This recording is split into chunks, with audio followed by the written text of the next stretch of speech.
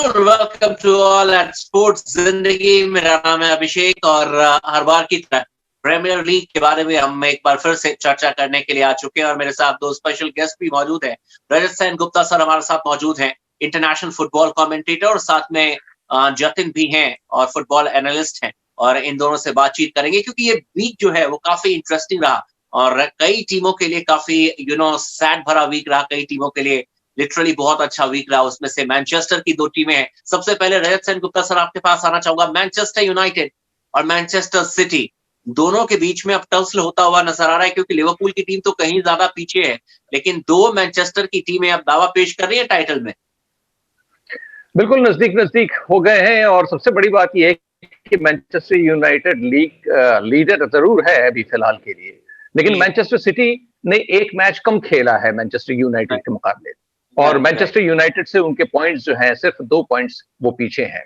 तो अब ये देखना है कि लिवरपूल जो कि पहले 4-5 अंकों से अपने सेकंड पोजीशन पर आने वाली जितनी भी टीमें थी उनसे आगे रहे थे, लेकिन आपने ठीक कहा कि लिवरपूल अब थोड़ा सा उसमें स्लंप दिखाई दे रहा है, और जिस तरह से उनके जो मर्क्यूरियल फॉरवर्ड्स हैं उनका जो कंट्रीब्यूशन है गोल स्कोरिंग में वो बहुत घटता सा नजर आ रहा है।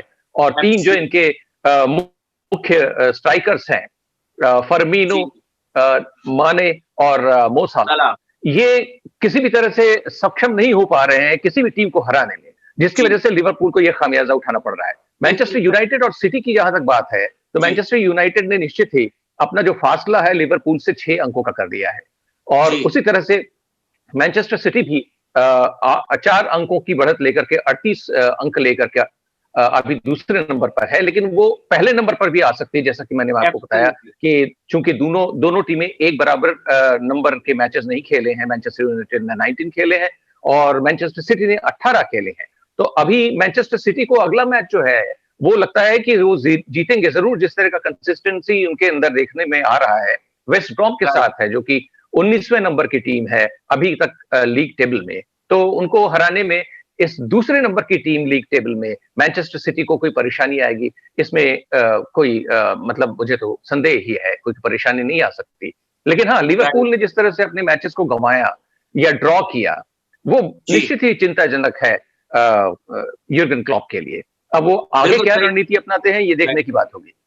बिल्कुल सही कहा, लेकिन जतिन आप काफी खुश होंगे क्योंकि यूनाइटेड के दो बैक टू बैक मैचेस पर हम चर्चा करेंगे। एक तो लिवरपूल के अगेंस्ट जो मैच था वो गोललेस ड्रॉ पर खत्म हुआ, लेकिन एनफील्ड में जाकर जिस तरीके से यूनाइटेड ने काउंटर प्रेसिंग की, मैंने फर्स्ट हाफ में जहां तक आपको भी याद होगा कुछ ऐसे मौके आए थे जहां पर कि 1 वर्सेस 3 मैंने यूनाइटेड के खिलाड़ियों को देखा, एक लिवरपूल 3 यूनाइटेड के खिलाड़ी उनको काउंटर प्रेस कर रहे थे, और इससे एक बात तो साफ हो गया है कि कहीं ना कहीं यूनाइटेड की टीम को जो एक मोराल चाहिए था वो बिल्ट हो गया। और दूसरी बात ये है कि जो फलम के अगेंस्ट उनका परफॉर्मेंस था और पोल पोगबा का वो गोल, अब यूनाइटेड की टीम बिल्कुल सही ट्रैक पर चलती हुई नजर आ रही है, एटलीस्ट इस समय आप कह सकते हैं। लिवरपूल को बर्नली के अगेंस्ट वो मैच नहीं हारना चाहिए था। अगर जीत जाते तो क्या होता है, एक स्टेबिलिटी रहती है। हालांकि मैनचेस्टर यूनाइटेड की बात है तो उन्होंने वो मस्ट विन गेम था फुलम के अगेंस्ट। फुलम में कोई बड़ी साइड नहीं है, बट वो मैच बहुत बड़ा बन गया था नोइंग द फैक्ट कि उन्होंने 0-0 का ड्रॉ खेला था अवे फ्रॉम होम लिवरपूल के अगेंस्ट, जिसमें लोगों को लग रहा था कि उनके पास ज्यादा अच्छे चांसेस थे तो उनको जीतना चाहिए था। और लिवरपूल का जो डिफेंस था वो भी उतना अच्छा नहीं है इस समय इंजरीज की वजह से। और जिस तरीके का मैनचेस्टर यूनाइटेड का फॉर्म है अभी, वो लग रहा था कि वो पॉइंट्स निकाल सकते हैं, स्पेशली जब आपने देखा कि बर्नले आके जो स्ट्रगल कर रही है सीजन पे वो पॉइंट लेके लिवरपूल के अगेंस्ट पहली बार होम पे सीजन में कोई टीम पॉइंट ले गया लिवरपूल के अगेंस्ट होम में, तो कितनी बड़ी बात है। वो भी 3 पॉइंट्स, 2 पॉइंट्स चलो ले भी लिए, बट 3 पॉइंट्स लेना बहुत बड़ी बात है क्योंकि ये इनका एक वो है, जैसे बोलते हैं ना, इनका फोर्ट है वो, इनको हराना बहुत ही मुश्किल होता है होम पे, बट जो किया इन्होंने अच्छी बात है। रही बात मैनचेस्टर यूनाइटेड की, तो हो क्या रहा है, कोई ना कोई आके गोल मार के चला जा रहा है। जैसे कवानी आते हैं, छोटा छोटा कैमियो खेल जाते हैं, पोग्बा भी गोल मारना स्टार्ट कर दिए हैं, ब्रूनो फर्नांडिस डिस्पाइट 2-3 मैचों से उतने अच्छे नहीं लग रहे हैं, तब भी मैनचेस्टर यूनाइटेड का जो परफॉर्मेंस है वो अप टू द मार्क है। मार्शियल जैसे फर्मिनो नहीं चल रहे, मार्शियल भी नहीं चल रहे अपनी टीम के लिए, but despite all these factors Manchester United कर रहा है इस वजह से क्योंकि गाड़ी चल रही है गोल मारने की वजह से, और वो कंसीड भी ज्यादा नहीं कर रहे हैं। लिवरपूल भी कंसीड नहीं कर रहा है, बट फर्क यही रह गया कि लिवरपूल गोल ही नहीं मार रहा है। अदरवाइज तो 1-0 से तो हारे हैं वो, कोई ऐसा तो नहीं है 2-3 गोल से हारे हैं, तो ये डेफिसिट तो क्लियर हो जाएगा। पर मेन बात है, डे ब्रुयने अब इंजर्ड हो गए हैं, क्या मैनचेस्टर सिटी डे ब्रुयने के बिना कर पाएगा, वो बड़ी बात है। एब्सोल्युटली, ये बहुत वैलिड आपने एक क्वेश्चन उठाया, क्योंकि वो यूनाइटेड के प्ले आई मीन सिटी के प्लेमेकर हैं, और उनका अगर इंजर्ड होना फिर गुंडोगन पर और फिर बर्नार्डो सिल्वा पर कहीं न कहीं ज़्यादा प्रेशर डाल देगा। देखना होगा कि किस तरीके से उनके बिना सिटी की टीम रिकवर करती है, उनके बिना पेप गार्डियोला जो है उन्हें स्ट्रैटेजी लेकर आते हैं। लेकिन रजत सर, जिस तरीके से जतिन ने बात की लिवरपूल वर्सेस बर्नले के अगेंस्ट जो मुकाबला खेला गया, 1359 दिनों के बाद, यानी कि 1359 दिनों के बाद लिवरपूल की टीम अपने घर में एनफील्ड में कोई मैच हारी है। और इससे पहले जब हारी थी तब भी पूरी दुनिया शॉक थी, क्योंकि क्रिस्टल पैलेस ने उन्हें हराया था, और वो भी बेंटेके की गोल की मदद से उन्होंने हराया था, जिसको कि योर्गन क्लॉप ने बाहर कर दिया था अपनी टीम से। एक तरीके से उनको यही कहा गया था कि आप डिजर्व नहीं करते। लेकिन 1359 दिनों के बाद बर्नले की टीम 3 अंक लेकर जाती है लिवरपूल से। ये अच्छी खबर नहीं है लिवरपूल के लिए और उनके सपोर्टर्स के लिए। निश्चित ही, और ये एक बहुत कामयाब रिकॉर्ड था इनका कि एनफील्ड में वो कभी हारे नहीं थे, हारे थे, लेकिन ये जो अनबीटन स्ट्रीक था उनका, वो 68 मैचों का था, 68 मैचों का। ये 59वां मैच, 69वां मैच था। तो ये क्या है कि ये बहुत ही शॉकिंग था, जैसा कि आपने कहा। बर्नले 15वें नंबर पर अभी है, और लिवरपूल पहले शुरुआत के 4 जो टीमें हैं उनमें से एक रहा है।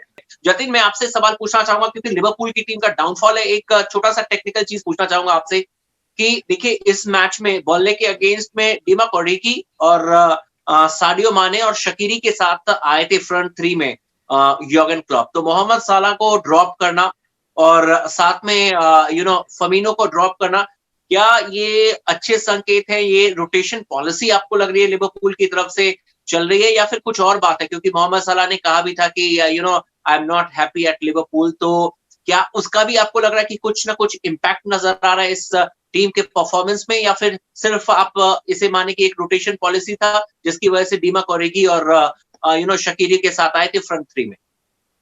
मुझे तो लग रहा है रोटेशन पॉलिसी था। ऑफ कोर्स जब प्लेयर को चाहता है कि मैं इस क्लब से मूव कर रहा हूँ, उस क्लब से मूव कर रहा हूँ, तो लगता है कि इनको बेंच पे बिठा दिया तो अलग ही बात होगी, पर ऐसा नहीं होता है। जब सीजन बहुत लॉन्ग होता है, पर्टिकुलरली ये सीजन जिसमें आपको प्री मैचेस मिले ही नहीं थे before the start of the regular season, तो परेशानी होती है। और नोइंग द फैक्ट कि लिवरपूल इंजरी हिट है इस बार, लास्ट बार वो इंजरी हिट नहीं था।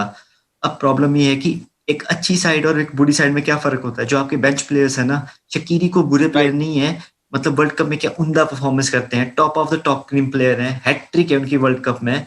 अगर आप हाईएस्ट लेवल की भी बात करें, डिवोक ओरिगी की हिस्ट्री देख लो आप, जब भी लिवरपूल ने अच्छा किया है की मूवमेंट्स में उन्होंने ही गोल मारे हैं, अदरवाइज तो हाँ वही तो बोल रहा हूँ कि अच्छे प्लेयर हैं। और सबसे बड़ी बात, माने भी आपके पास, तो मिडफील्ड से लेके अटैक तक तो इन पे प्रॉब्लम ही नहीं है, क्रिएट तो वही करते हैं, प्लस इनके फुल बैक्स भी इंजर्ड नहीं है, क्रिएट तो वही कर रहे हैं ना गोल, तो प्रॉब्लम नहीं होनी चाहिए इनको उस तरीके से। और मैं तो ये बोलता हूँ कि बेंच वाले प्लेयर पीनट्स खाने थोड़े ना आए हैं, उनका भी तो रोल है। सर एलेक्स फर्ग्यूसन ने 19 जब ट्रेबल जीता था बैक 20-21-22 साल पहले, तो क्या होता था, 4 स्ट्राइकर से खेलते थे, कोल, यॉर्क, शेरिंगम, सोल्शायर। आज किसी भी साइड में प्रीमियर लीग में कहीं भी ये 4 प्लेयर मेन स्ट्राइकर बन सकते हैं आज के टाइम पे भी, बट उन 4 ने भी तो किया कि डेविड बैकम और गिग्स के साथ रोटेशन पॉलिसी, तब जाके वो जीते। और सभी ने 6 गोल मारे उस सीजन में, ठीक ठाक ही मारे गिग्स को छोड़ के सभी ने। तो अगर वो कर सकते हैं तो आप क्यों नहीं कर सकते? क्योंकि लिवरपूल अभी चैंपियंस लीग भी खेलेगा, तो चैंपियंस लीग में कोई इनको राइट ऑफ करेगा नहीं, क्योंकि उनको पता है कि 3 प्लेयर क्वालिटी के हैं। तो आपको तो बस ये देखना है कि कहीं से आप गोल निकालें। तो मे बी वो सोच रहे होंगे कि आप तो शकीरी निकाल दें गोल। राइट, बिल्कुल सही कहा आपने। और इनफैक्ट आफ्टर द मैच जब प्रेस कॉन्फ्रेंस हुई थी, तो योर्गन क्लॉप ने कहा भी था कि एलिसन बेकर इस तरीके से गलती करते नहीं है, और कभी कभी ऐसी चीजें हो जाती है जिस पर कि पेनल्टी कंसीड किया गया, लेकिन उन्होंने कहा कि हम पूरी तरीके से कोशिश करेंगे कि गोल जो है, गोल करने की जो एबिलिटी है, उसे किस तरीके से एनहांस किया जाए। क्योंकि लिवरपूल के साथ ये ड्रॉट कई बार आया है, लेकिन उसके बाद से अच्छे खासे कमबैक किए। लेकिन देखने वाली बात होगी, यूनाइटेड और सिटी की टीम इस समय बिल्कुल अपने मूड में फुटबॉल खेलती हुई नजर आ रही है। सर, आखिरी सवाल आप ही से पूछना चाहूंगा, रजत सर, मैनचेस्टर सिटी और एस्टन विला के बीच मैच था और एक्सपेक्टेड था कि सिटी की टीम एस्टन विला को हराएगी, 2-0 से मैच जीतने में सफल हो गए। लेकिन इतना इजी मैच भी नहीं हुआ था सिटी के लिए। ठीक ठाक एस्टन विला की टीम ने परफॉर्मेंस करके दिखाया। देखिए 79 मिनट में बर्नार्डो सिल्वा और उसके बाद फिर इंजरी टाइम में गुंडोगन ने जो गोल किया उसकी मदद से जीती है, लेकिन फिर भी एस्टन विला की टीम मुकाबले में बनी हुई थी। एस्टन विला शानदार टीम है और मैं तो शुरुआत में ये समझ रहा था कि एस्टन विला शुरू के 5 या 6 टीमों में से आएगी, लेकिन हालांकि अभी बहुत सारे मैचेस खेलने बाकी हैं। एस्टन विला बहुत ही मर्क्यूरियल प्लेयर्स का एक जमावड़ा है और उनका प्रदर्शन जब भी वो खेले हैं बड़ा ही एम्फेटिक फुटबॉल खेला है उन्होंने। आपको याद होगा कि एस्टन विला ने ही लिवरपूल को हराया था 7-2 से, जिस पर पिछली बार हम लोग बात कर रहे थे। तो ये एस्टन विला की टीम जो है ना बहुत ही कमाल की टीम है। ये टीम अगर सही ढंग से जेलअप करती है, जिस रोज करेगी उस दिन कमाल का खेल दिखाती है। वैसे देखिए, आपने कहा कि ये खेल बहुत आसान नहीं था, लेकिन ये बात और है कि उस दिन वो जीते नहीं, लेकिन ये समय तो कभी कभी आता ही है हर एक टीम के साथ में। बहुत अच्छा आप खेल रहे हैं। लिवरपूल के ही बारे में आप देख लीजिए कि वो कैसे बर्नली से हार जाती, तो ये कहा नहीं जा सकता। और पेप गार्डियोला की बात हमेशा मुझे याद आती है इस वाले टूर्नामेंट को देखते हुए कि उनका ये कहना था कि इस प्रतियोगिता में जितनी भी टीमें हैं, कोई भी टीम किसी भी दूसरी टीम को हराने के काबिल है। तो ये चीज हम देख पा रहे हैं। अब आप देखिए, लिवरपूल के बारे में आप पूछ रहे थे जतिन से, मैं समझता हूं कि जतिन भी शायद इस बात से सहमत होंगे कि आगे का रास्ता जो लिवरपूल का है वो कठिन होता जाएगा। अगला मुकाबला जो इनको खेलना है वो टॉटनहम के साथ खेलना है। टॉटनहम अभी जो है 5वें या 6वें नंबर पर काबिज है, तो वो अपना खेल तो 5वें पर है, तो वो बिल्कुल ही टॉप 4 में आना चाहेंगे। हर एक बार देखिए, हर एक मैच के बाद में जिस तरह से उनके पोजीशन चेंज हो रहे हैं, उसी तरह से उनके एम्बिशंस भी चेंज हो रहे हैं। अगर हम 6ठे नंबर पर हैं तो हम दूसरे नंबर के लिए खेलने की कोशिश करेंगे। तो ये बात है। तो टॉटनहम अब जो है अपनी पोजीशन उन्होंने, भाई आधे मैचेस हो गए, अब आधे मैचेस के बाद वो 5वें नंबर पर आए हुए हैं। अब ये देखेंगे कि अगले जो 19 मैचेस होने वाले, 20 मैचेस होने वाले हैं, उन मैचेस में टॉटनहम ये बिल्कुल चाहेगा कि वो और भी अपना पोजीशन अपनी जो है इंप्रूव करे और इस जद्दोजहद में लिवरपूल को कहीं खामियाजा न भुगतना पड़े, क्योंकि अगला मैच लिवरपूल का टॉटनहम के साथ है। एब्सोल्युटली, और देखने वाली बात होगी कि उस मैच में लिवरपूल की टीम कैसे कमबैक करती है ना। इस अगर हम वीक की बात करें, आने वाले वीक की बात करें, तो उसमें काफी इंटरेस्टिंग मैचेस देखने को मिलेंगे। और सबसे इंपॉर्टेंट तब होगा जब चैंपियंस लीग के हम राउंड ऑफ 16 की जब शुरुआत होगी, उसके बाद से कौन सी बड़ी टीमें किस तरीके से परफॉर्मेंस करती है, क्योंकि फिर आपने खिलाड़ियों को आपको वहां पर भी फोकस डालना पड़ेगा और वहां से किस तरीके से परफॉर्मेंस होती है वो देखना दिलचस्प होगा। वैसे भी अगर पिछले 2-3 साल का रिकॉर्ड निकाल के देखेंगे तो जनवरी का जो मंथ है लिवरपूल के लिए कभी भी अच्छा रहा नहीं है और वहां पर बहुत सारे पॉइंट्स उन्होंने वैसे भी ड्रॉप किए हैं। लेकिन देखना दिलचस्प होगा आने वाले वीक में बाकी की बड़ी टीमें किस तरीके से परफॉर्मेंस करती है और छोटी टीमें कैसे कमबैक करने का प्रयास करती है। Thank you so much Rajat Sen Gupta sir, thank you so much Jatin, आप हमारे साथ जुड़े। और इसी तरीके से अपने जितने भी हमारे व्यूअर्स हैं आप सभी को बता दें कि हम हर वीक का यहाँ पर मैच का एनालाइज करने के लिए हम यहाँ पर आते हैं और इसी तरीके से आपको इन्फॉर्मेशन देते हैं। अगर आपको ये वीडियो पसंद आ रही हो तो आप अपने दोस्तों के साथ शेयर कर सकते हैं। इस वीडियो को आप ज्यादा से ज्यादा संख्या में शेयर कर लीजिए और साथ ही इस चैनल को आप सब्सक्राइब भी कर लीजिए। मिलते हैं एक नए वीक के साथ, एक नए वीडियो के साथ। Till then have a great time.